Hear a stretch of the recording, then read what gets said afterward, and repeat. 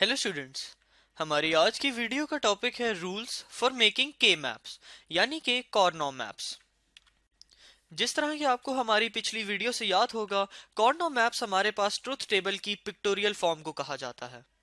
यानी अगर मेरे पास कोई भी बूलियन फंक्शन दिया हुआ हो, उस बूलियन फंक्शन के ट्रुथ टेबल को मैं एक मैप की शक्ल में यानी कि एक पिक्टोरियल फॉर्म में बना दूं, रिप्रेजेंट कर दूं, तो उस फॉर्म को हम लोग के मैप्स या कॉर्नो मैप्स कहते हैं। और ये हमारे पास बहुत ही एक इम्पॉर्टेंट चीज होती है, चूंकि इसको हम लोग इस्तेमाल करते हैं बूलियन फंक्शंस को सिंप्लीफाई करने के लिए। और बूलियन फंक्शंस को जब हम सिंप्लीफाई करते हैं तो हमारे लिए बहुत ही आसानी पैदा हो जाती है। वो किस तरह होती है कि हम लोग लॉजिक गेट्स जो इस्तेमाल हो रहे होते हैं किसी भी बूलियन फंक्शन के लिए, उनको रिड्यूस कर देते हैं। क्या करते हैं? रिड्यूस कर देते हैं लॉजिक गेट्स को, उन लॉजिक गेट्स को जो इस्तेमाल हो रहे होते हैं किसी भी बूलियन फंक्शन को बनाने के लिए। इस चीज की हमने एग्जाम्पल जो थी अपनी एक पिछली वीडियो में देखी भी थी, और इसको हम लोग आगे भी डिटेल में पढ़ेंगे।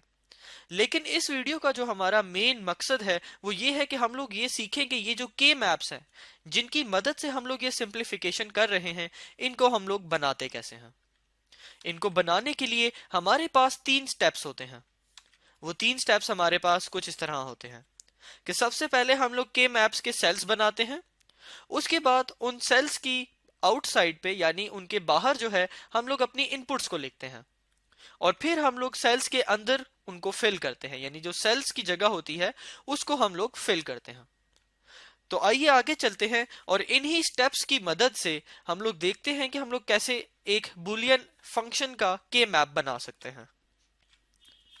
तो फॉर एग्जाम्पल हमारे पास एक बुलियन फंक्शन मौजूद है जिसका हमने के मैप बनाना है। अब सबसे पहले हमारा स्टेप क्या है कि हमने इसके लिए सेल्स बनाने हैं। अब सेल्स बनाते हुए हमें यह पता होना चाहिए कि ये सेल्स होंगे कितने।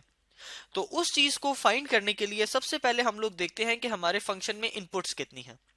यहां पर आप लोग देख सकते हैं कि जो हमारा फंक्शन है उसमें ए और बी, ए बी यानी कि सिर्फ 2 ही इनपुट्स हैं, ए और बी। तो हमारे पास नंबर ऑफ इनपुट्स कितनी है? 2। तो टोटल नंबर ऑफ सेल्स जो होते हैं हमारे पास के मैप्स के, वो हमेशा इक्वल होते हैं 2 raised to power n, where n यानी कि यहाँ पे जो n है वो हमारे पास क्या है? Number of inputs. तो ये हमारे पास क्या बन जाएगा? 2 raised to power 2, क्योंकि हमारे पास 2 इनपुट्स थी। इसका मतलब है 4।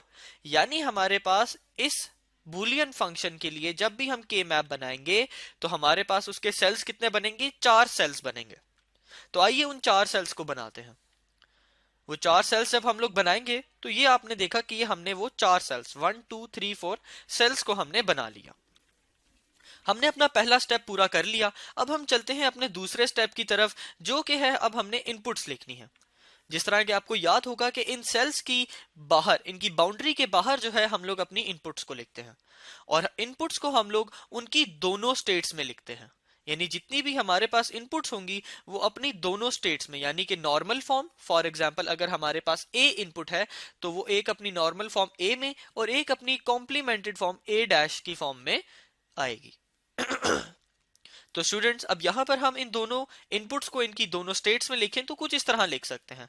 फॉर एग्जांपल यहां पर हमारे पास आ गई ए और फिर इसकी कॉम्प्लीमेंटेड फॉर्म, तो यहां पर हमने लिखना है ए डैश। फिर हमने यहां पे लिखा बी और बी डैश। हमने ये इनपुट्स अपनी लिख ली, तो हमारा जो है स्टेप नंबर 2 भी पूरा हो गया। यहां पर एक जरूरी बात आपने याद रखनी है कि ये जिन ऑर्डर से हमने इनपुट्स लिखी हैं कि ए लिखा है, फिर ए डैश लिखा है, फिर बी लिखा था, फिर बी डैश लिखा था, ये ऑर्डर और इनकी जगहें जो हैं, यानी जिस प्लेस पर इन इनपुट्स को रखा गया है, ये हमारे पास इंपॉर्टेंट है। यानी इस तरह नहीं हो सकता है कि यहां पे मैंने ए डैश लिखा है तो यहां पे मैं बी डैश लिख दूं। इस तरह नहीं होगा।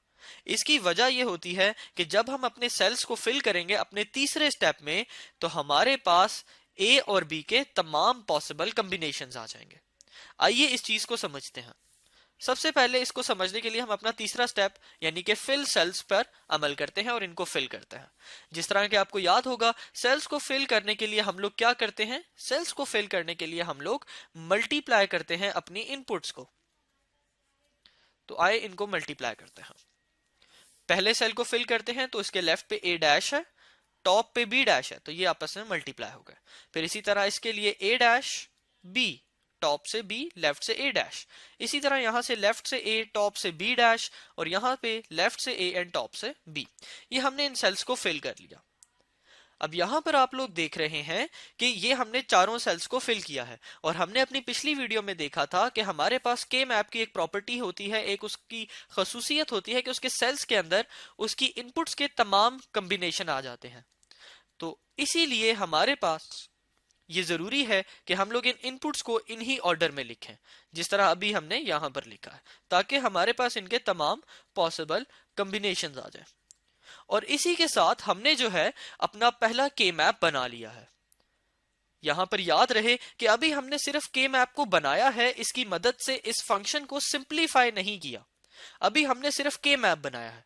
हम अपने आगे वाली वीडियोस में जाएंगे और देखेंगे कि ये जो हमने एक अपना के मैप बनाया है, इस के मैप की मदद से कैसे हम इस बूलियन फंक्शन को सिंप्लीफाई कर सकते हैं।